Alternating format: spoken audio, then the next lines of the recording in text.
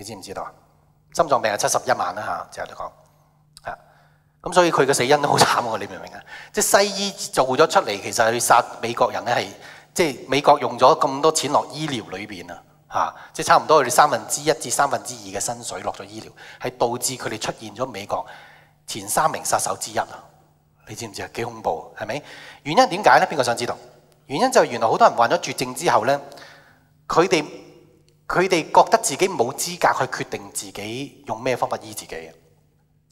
於是乎咧，你要睇到佢哋好多時3個月用呢啲，3個月又用嗰啲，跟住又3個月用呢啲，試下之後又睇下覺得點，又試下嗰啲，試嗰啲，咁結果咧搞到咧就醫死自己嚇。所以呢點你要知道，急病亂投醫咧係美國即係3大殺手之一嚟嘅，除咗心臟病嚇，即係呢個係非常之得人驚嘅。原因點解咧？我舉個非常之簡單嘅例子咧，你會睇到典型。我見喺譬如喺嗰陣時候喺溫哥華讀過書咯，見過好多人都係 cancer 死咧，原因就係佢先揾中醫後揾西醫咧，咁差唔多死硬。點解呢？邊個想知道？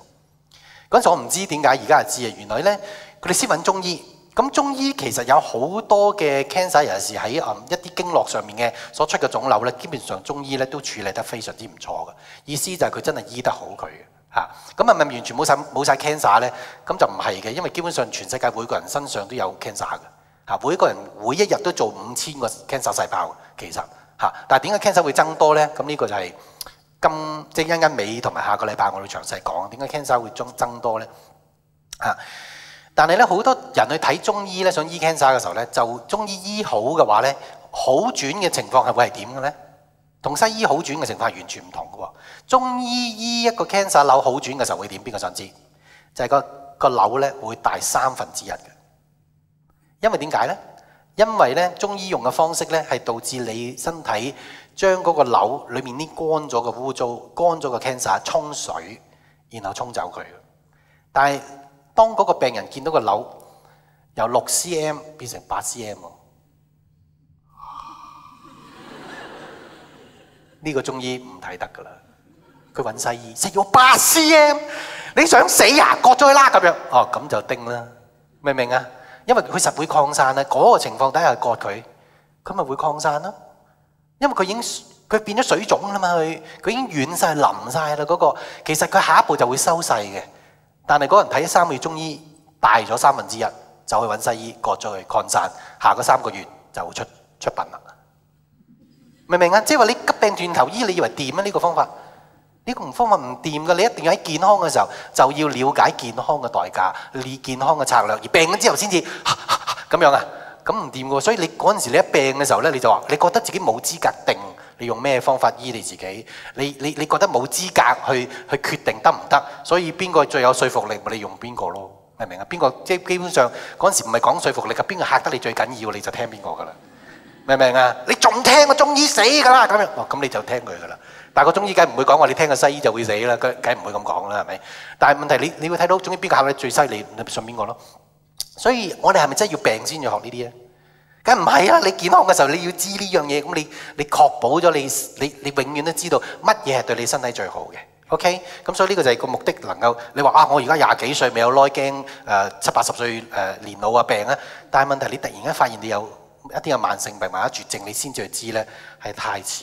因為嗰陣時你冇嗰種嘅冷靜嘅理智去建立一個知識嘅寶庫，去導致你能夠做一啲對身體好嘅嘢，明唔明啊？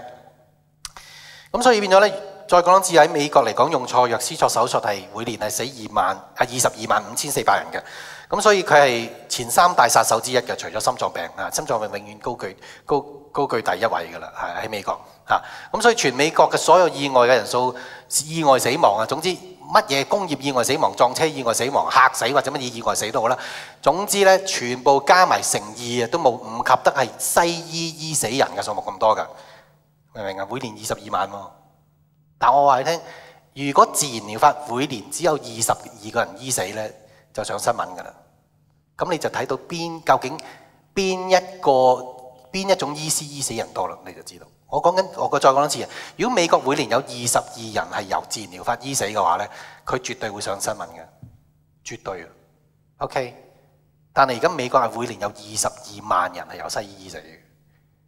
咁你諗下嗰個審判係非常之唔公平喎，係咪極之唔公平？你覺得？佢淨係個陰謀嚟嘅，咁都可以冚得住？咁因為有傳媒幫手啊嘛，咁呢個喺嚟緊呢幾個禮拜當中，我要慢慢同大家去分析佢嗰個實際嘅情況係點樣啦。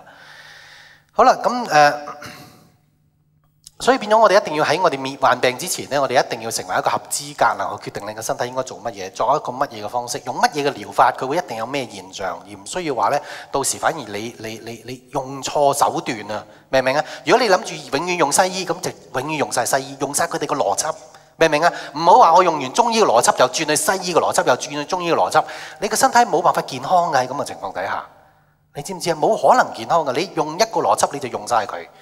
OK， 然後你揾中醫嘅話，你揾一啲真係醫到 cancer 嘅中醫，然後按住理解佢個邏輯係合理，而並且真係有好多人得，咁你咪試咯。但係你記住，你唔好將個邏輯轉嚟轉去，因為策略唔可以咁樣轉噶嘛，係咪啊？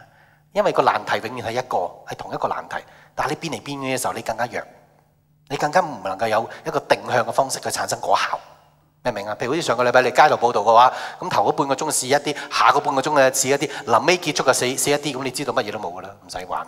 係咪策略唔係可以咁樣嘅？但係原來我哋個身體最講究策略先至可以健康嘅。如果你冇呢個策略嘅話呢，你會慢慢收嗰個果子嘅。好啦，咁所以我哋嘗試理解一樣好重要嘅概念，就係原來呢，我哋理解咗健康之後呢，我哋又理解另一個更加簡單嘅概念。其實想你健康呢，就好簡單，就使你嘅身體每粒細胞健康就得㗎啦。OK， 我哋再睇下圖7啦。所以原來我哋藉着健康嘅情緒、健康嘅生活作息同埋健康嘅飲食3件啊，就會使到我哋有個健康嘅細胞。其實中醫嘅微觀同埋佢宏觀嘅世界咧，都比西醫叻好多嘅原因咧，就係佢照顧到呢樣同埋理解呢樣嘢。佢會理解你嘅身體成個狀況啦，五臟六腑嘅平衡狀況啦，同埋你血液裏邊每粒細胞嘅狀況。基本上中醫去講每粒細胞嘅時候咧，佢講係乜嘢咧？講你熱、你濕、你寒，係咪？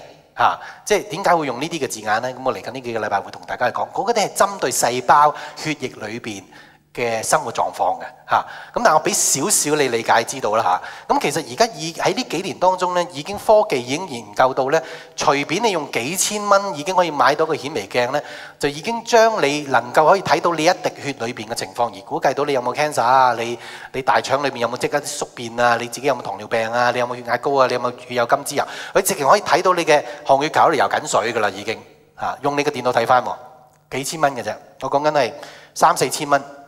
你滴一滴血已經可以喺呢個電腦度咧錄影埋，睇翻你自己個紅血球，佢究竟好似一串魚蛋咁行啊，定係獨粒獨粒咁行即直情係睇到噶啦已經。我講緊現代科技，而並且因為咁咧，好多人已經係錄影到咧好多嘅呢個微觀世界去證明西醫嘅錯誤，同埋中醫同埋自然療法咧一直喺過去100幾200年當中都係正確嘅一啲嘅觀念，因為已經冇得呃啦。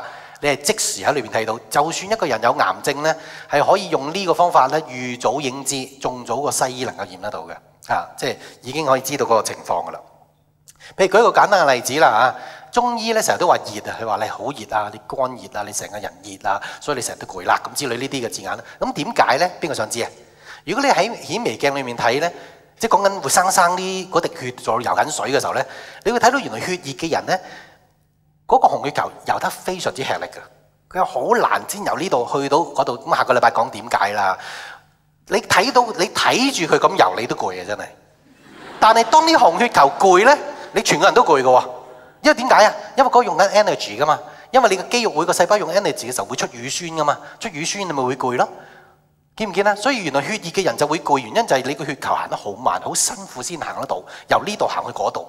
明唔明啊？所以佢攰你就一定會攰嘅。所以你搞掂咗個細胞呢，就掂㗎啦喎。所以而家有啲嘅儀器同埋有啲嘅治療法嘅方法就係直情俾你睇滴血，然後試下用呢樣嘢，用咗之後你睇翻佢游得好快喎。跟住你覺得精神好多，成日都會打得幾隻老虎㗎咯已經。點解會變化得咁快而西醫唔得呢？原因就係佢哋已經可以直接睇到你血液裏邊改善佢之後呢，你即刻改善身體。譬如舉一個例，中醫話寒咁樣，係咪聽過寒啦？係咪你好寒咁樣？嗱，如果你一滴血咧，你睇到一個好寒嘅人咧，嗰滴血咧，你會睇到個紅血球冇力嘅軟大大，明唔明啊？啷下啷下咁行。一個好寒嘅人咧，你發覺手軟腳軟嘅，肩膀尖凍啊，冷氣多啲嘅手腳都冰凍啊，明唔明啊？咁你睇到原來我哋從一個細胞咧就了解咗成個人嘅，你只要使到你每粒細胞都健康咧，咁你極之快底下你就可以將所有疾病都驅除。